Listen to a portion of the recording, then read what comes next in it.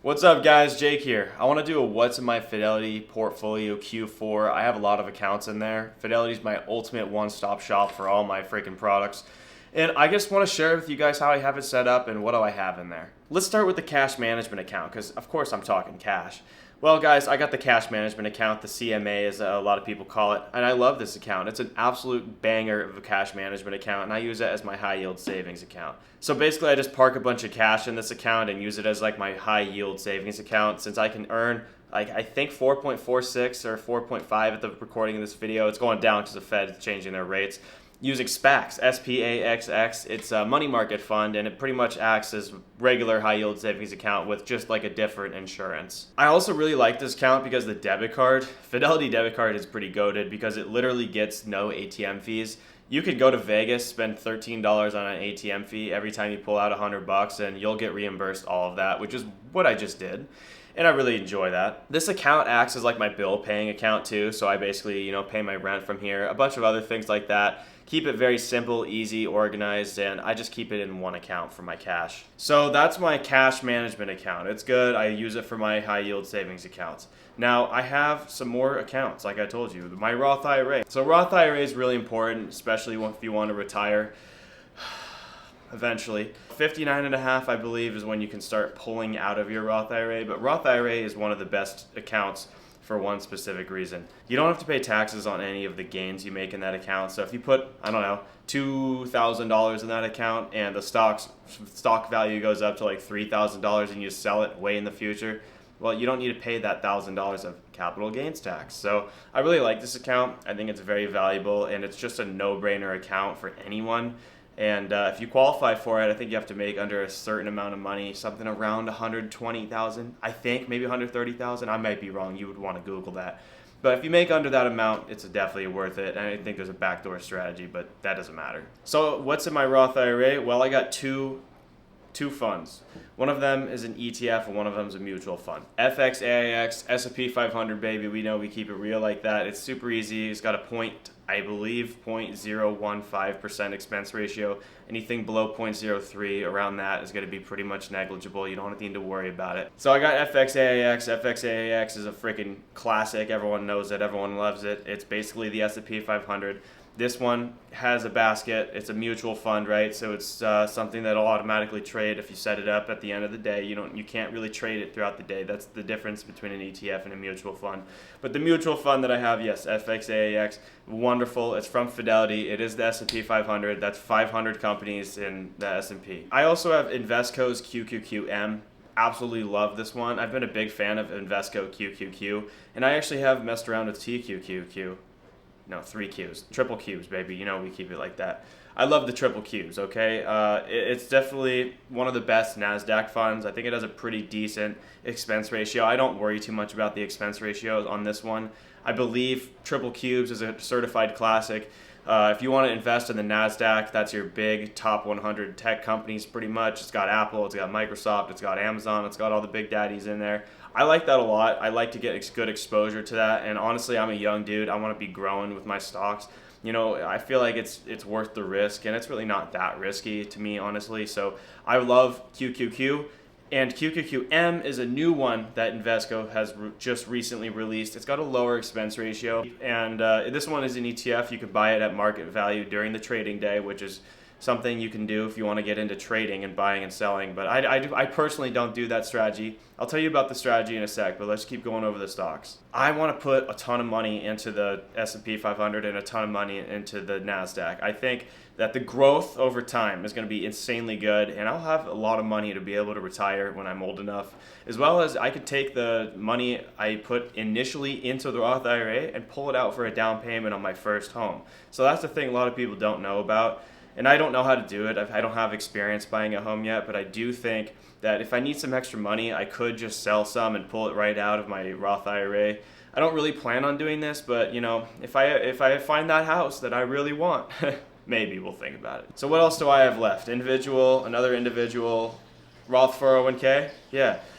Okay, Roth 401k, that one's pretty simple. It's just FXAAX. I do use a Roth 401k because I do want to pay taxes now. I don't want to get put into a higher tax bracket in the future where I'm, having to pay more taxes on all my gains. And if you don't know what I'm talking about, you guys, if you have a job like me, you're working just freaking grinding that 9 to 5, and your company, they're nice enough to give you a little cut of that 401k match. Mine's not. Mine's on a vesting schedule. Then maybe you'll have to deal with 401ks. And 401ks are a very powerful tool, but a Roth 401k is an even more powerful tool if you imagine yourself being richer in the future. And let me tell you about it. So someone like me, really young, a Roth 401k makes a lot more sense than just a traditional 401k. And the reason is taxes, right? So right now I'm in a tax bracket. It's some regular bracket, and I'll just pay my taxes on whatever it is. And that's what the Roth 401k essentially does. With the traditional 401k, the money comes out of your gross paycheck. So it's basically a tax break for yourself. You're not paying taxes on that yet, but you will have to later, and it might be more. You'll pay your income taxes on that traditional 401k, and it's going to be taxed as income. So you're going to be, potentially in a higher tax bracket, and that's why I pay it now. Who knows what's going on? It's not about being richer. It could be. But it's more about how the federal government's going to change their tax brackets. Traditionally, it keeps going up, dude. Uncle Sam wants more of our money because they just need to spend more of it for some reason.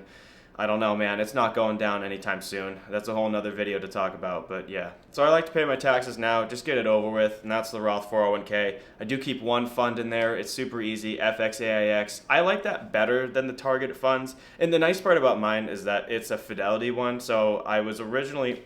Wake up.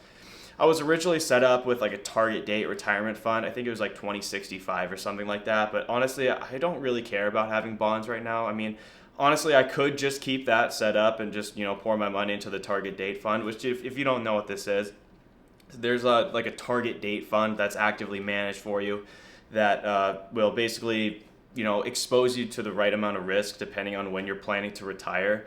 And so my company just thought, this guy's whatever years old, he's going to retire in, 2065. And so they gave me the 2065 retirement fund. And, this one's okay, right? You don't want to, question them too much. I mean, it'll probably work out for you in the long run. And these target date funds are fine, but I don't really care about having someone actively manage it for me, adjusting the right bonds and stocks and doing all the, just working it super hard. I'd rather just keep it super simple, super easy, and keep my eyes and head on the game. Just be absolutely locked into that S&P 500, and that's why I go is just FXAAX. So yeah, FXAAX, this is the only thing I have in my 401k, Roth 401k. It's easy, it's simple, and what else do I have in the rest of my accounts? Well, I have 2 individual investing accounts. Those are, you could have as much money in them as you want per year if you have it. So I have one for RSUs, and if you don't know what that is, some companies give RSU stock units, which are basically just restricted stock units as payment.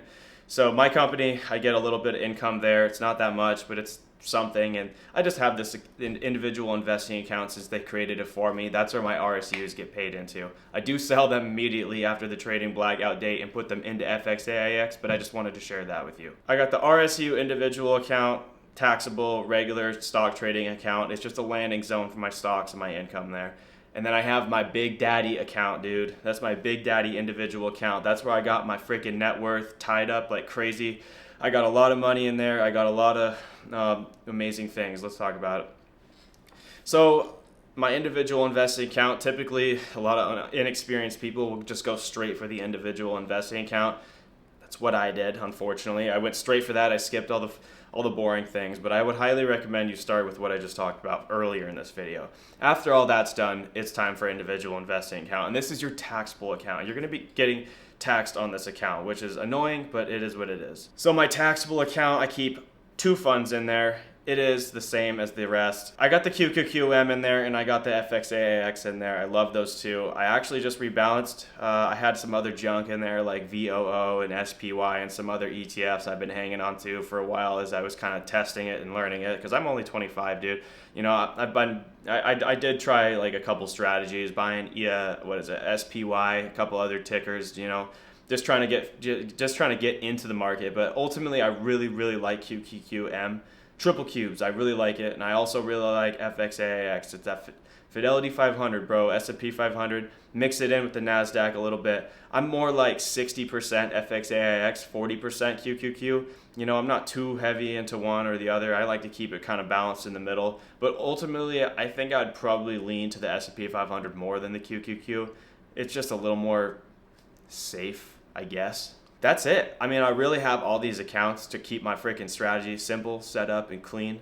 I like Fidelity for their platform. I can view everything in there, look at my net worth, even though it's lying to me because those RSUs show up and I don't technically own them yet because they're on a vesting schedule. But I really like Fidelity. It's super easy. The debit card's amazing. The customer service is great. And I guess, yeah, this is pretty much the what's in my Fidelity wallet video that you guys have been asking for. So I'm going to live stream soon. I'm getting busy right now, guys. I just want you to be patient with me. I want to make videos. I want to make live streams. I really want to make like lots of live streams. That was fun. I did the very first one. It was fun. I got the setup ready again, and we're going to be doing it here very soon. So I just encourage you to subscribe if you want to see that, and I'm really looking forward to that, guys. All right. I hope you all have a good day. See ya. Bye.